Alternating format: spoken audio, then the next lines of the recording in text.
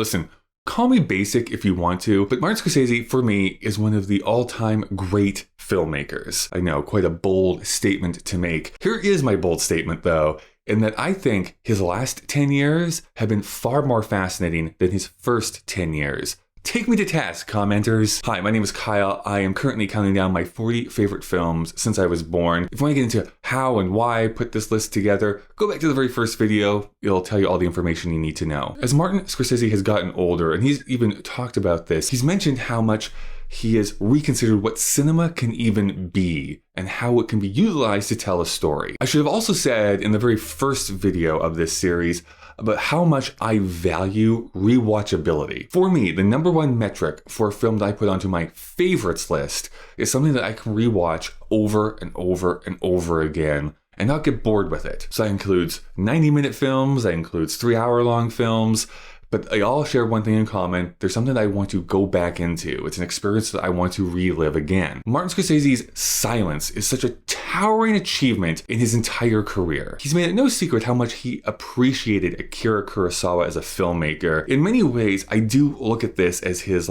ode to Kurosawa's style, but it does take place in Japan, and it does include one of Scorsese's favorite recurring themes, faith. I also happen to think that it is one of his masterpieces. In my opinion, was not appreciated at the time of its release, and I'm kind of scratching my head as to why. For me, Silence is this masterpiece that investigates religion, masculinity, culture, and really tries to answer the question that in an oppressive society, is it more honorable to stand up for what you believe in and be killed for that belief, or to hold on to it secretly and honor that privately and try to continue that lineage on, even with that oppressive regime over top of it. I'll let you watch the movie and come to your own conclusion as to what you think the movie is trying to communicate. But for me, watching Andrew Garfield's Portuguese man of faith trying to look evil in the face and defy it, only to be confronted with the most harrowing of choices by the end, was something that I just could not take my eyes off of. It is shot beautifully, it's composed beautifully, and although it's the name of the movie, it uses silence in such effective